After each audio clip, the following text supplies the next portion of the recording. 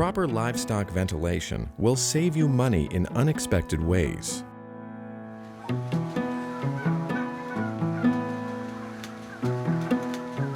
Livestock ventilation is required to control dust, gases, pathogens, temperature, and moisture. Even when it's cold outside, you need ventilation to remove moisture, gases, and dust. What might be less obvious is that ensuring animals have the right amount of ventilation increases their feed efficiency and decreases your feed costs. Dr. Richard Gates, a professor and extension specialist at the University of Illinois, studies livestock productivity. The feed is probably the largest single cost that most contract swine growers encounter. It's very important for them to control temperatures within the structure so that they don't waste feed. If it's too cold inside, the pigs are going to eat much more feed than they need. Why? Just to generate heat to stay warm. If it's too hot inside, they're not going to eat enough, they're not going to grow, it's going to take much longer to market.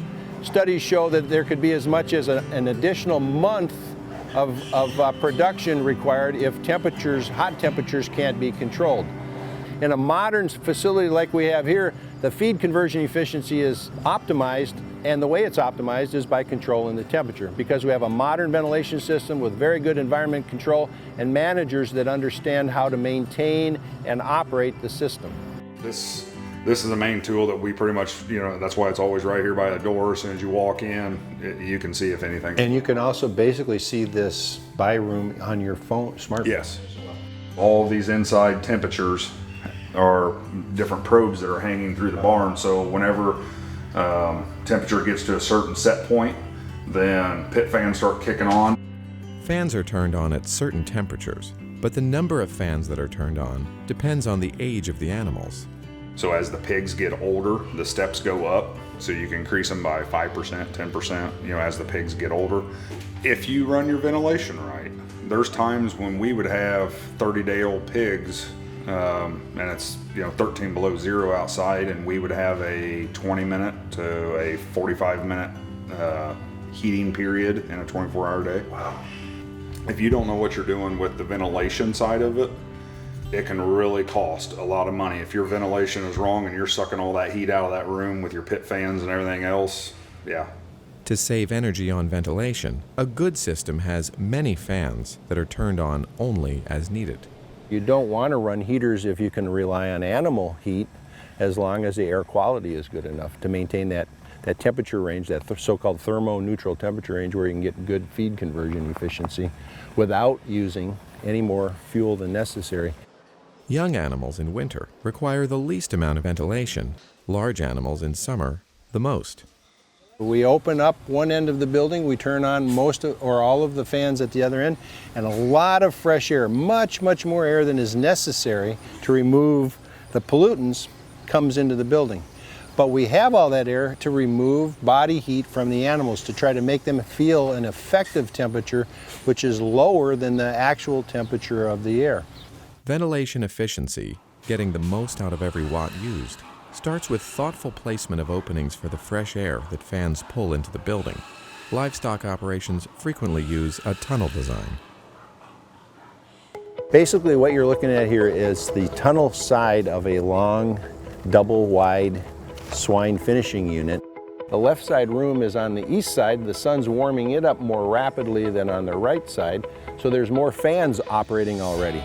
The reason that the curtain's not wide open is because we want to promote good mixing, and we want to have enough of a static pressure between the inside of the building and the outside, so that as this air goes through the curtain opening, it's thrown in at 600 to 1,000 feet per minute and promotes really good mixing, so that there's not a dead spot right on the other side of the curtain.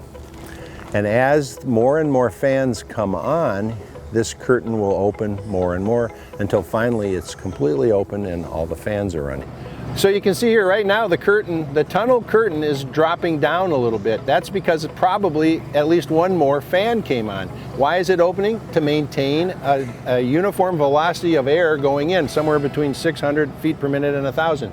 And when I put my hand in front of this, I can really feel the airflow. In order to see the path of airflow, researchers use a theatrical smoke machine that produces a harmless vapor. So this is the definition of tunnel ventilation. Ceiling inlets are also employed. When temperatures are cool, this may be the only path of fresh air into the building. So at lower ventilation rates, when we're not in tunnel mode, the system operates a little bit differently. The air isn't brought in through the tunnel curtains, but rather it's brought in through attic air inlets. So the air enters through the soffits, goes up into the attic, and then the vacuum from the fans pulls it through the inlet. The soffit is wide open. It only has bird netting to prevent birds from going inside. Air can go up into the attic over the insulation, and then it's pulled down through the ceiling inlets. If the inlets are operating properly, as you see here with the smoke blasting along the ceiling, that's promoting a good ceiling jet. That smoke is showing you how the jet's behaving.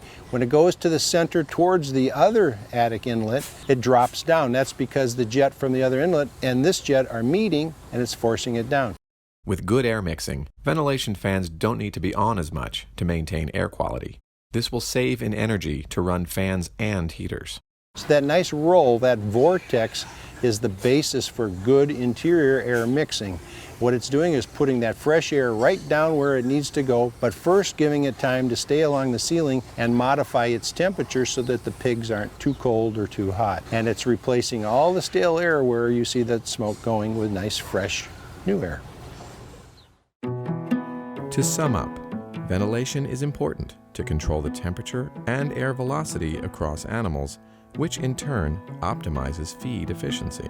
Ventilation is also important to control odors, gas levels from animals and heaters, dust, and pathogens. A good design utilizes mixing and ventilation stages to do all this using the minimum amount of energy.